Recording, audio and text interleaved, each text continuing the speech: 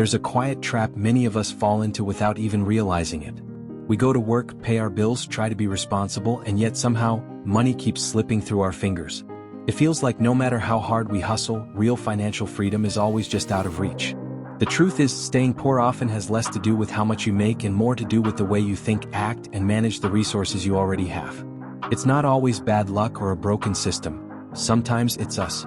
And until we face the hard truths about the choices we make, we'll stay stuck in the same cycle. One of the biggest mistakes that keeps you broke is living above your means. It sounds obvious, but it's so easy to justify. You get a raise and suddenly think, I deserve that new car. Your friends are all flying to Vegas and you don't want to be left out. So you swipe the card. You lease a car you can't really afford. You move into an apartment that eats up half your paycheck because it has a pool and looks good on Instagram. We convince ourselves these things are normal. After all, everyone's doing it. But normal in America often means drowning in credit card debt and living paycheck to paycheck. According to a 2023 report from Lending Club, over 60% of Americans live paycheck to paycheck, even those earning six figures. That tells you it's not about income. It's about lifestyle creep. Let's take an example. Say you earn $60,000 a year. Instead of budgeting, you spend freely, assuming you'll be okay. You finance a $30,000 car with monthly payments of $600, rent a $1,700 apartment, dine out 5 times a week, and keep buying clothes, electronics, and subscriptions you don't use. Fast forward a year, and you've got $8,000 in credit card debt, no emergency savings, and a vague sense of anxiety every time you check your bank app. The worst part? You still feel broke. Because you are. Just because you look middle class doesn't mean you're not poor underneath the surface. Living above your means gives the illusion of success while quietly bleeding you dry. Another mistake we make is failing to invest early and consistently. Most of us weren't taught about compound interest or retirement accounts in school. So we start late, if at all. We tell ourselves we'll start saving next year, after the wedding, after the debt's paid off, after things calm down. But that delay can cost you hundreds of thousands of dollars in the long run. The earlier you invest, the less money you have to put in to end up with more later. It's not magic, it's math. Let me show you how powerful this is. If you start investing $300 a month at age 25 and earn an average 8% return annually, you'll have over $680,000 by the time you're 65. If you wait until you're 35 to start, you'll only end up with around $300,000, even though you contributed the same amount every month. That's the cost of waiting. And yet, so many of us push it off because we think we need a lot of money to begin. But even small amounts matter. Apps like Acorns or Fidelity let you invest with as little as $5. There's no excuse not to start.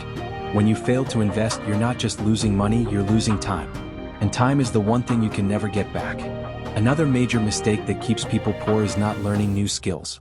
In a rapidly changing world, relying on just one income stream or one outdated skill set is dangerous. The economy doesn't care about your degree from 20 years ago if it's no longer relevant. We've seen entire industries disappear or get automated. Manufacturing, retail, even some areas of law and healthcare are being disrupted.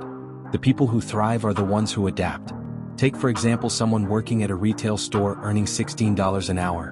If they never upskill, they stay stuck in a low-wage job, vulnerable to layoffs or automation. But if that same person takes online courses in coding, data analytics, digital marketing, or UX design, even part-time, they could land a remote job earning $70,000 or more within a year or two. Platforms like Coursera, LinkedIn Learning, and FreeCodeCamp make this accessible to anyone with internet access. You don't need to go back to college or spend a fortune. You just need to be willing to learn. The job market rewards those who solve problems, not those who cling to old ways of doing things. If we stay passive and hope things will magically improve, we'll be left behind. A fourth mistake we often ignore is surrounding ourselves with the wrong people. Who you spend time with directly impacts your mindset, habits, and ultimately your bank account. If your circle normalizes broke behavior, like spending every weekend at the bar, mocking ambition, and avoiding hard work, it's going to be almost impossible to break out of that cycle. We're social creatures and we tend to mimic the people closest to us. Think about it.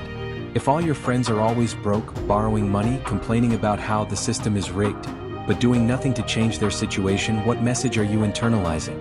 On the other hand, if you spend time with people who are building businesses, budgeting carefully, investing, learning new things, you start picking up those behaviors too, without even trying. One guy I know in Atlanta went from working in food service to earning six figures in real estate in just 3 years. His secret?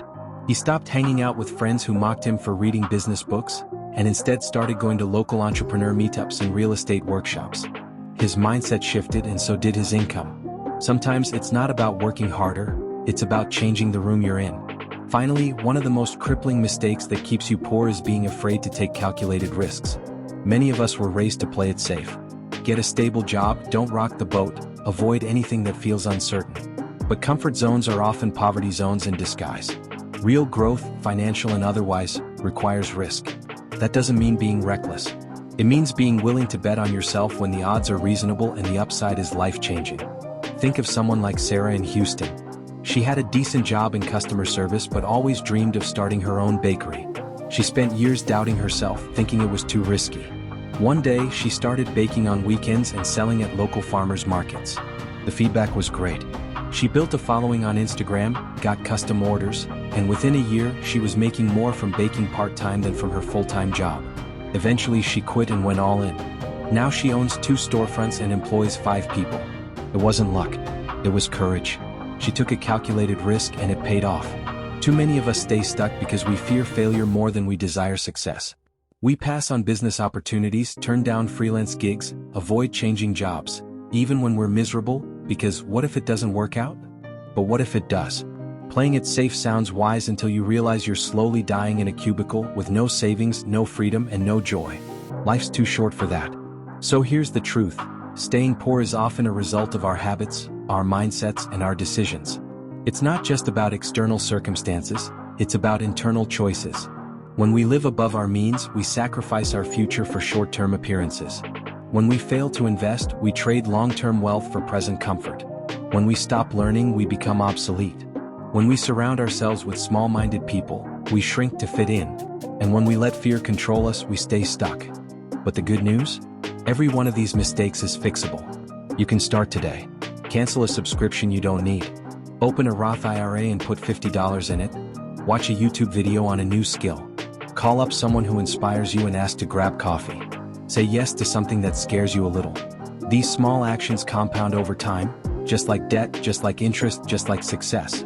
We don't have to stay broke. We don't have to repeat the patterns we saw growing up. We can break the cycle. It won't happen overnight and it won't be easy, but it's possible.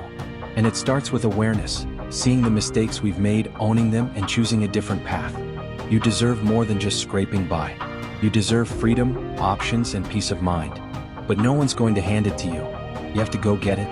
And that starts by refusing to keep making the same mistakes that have held you back.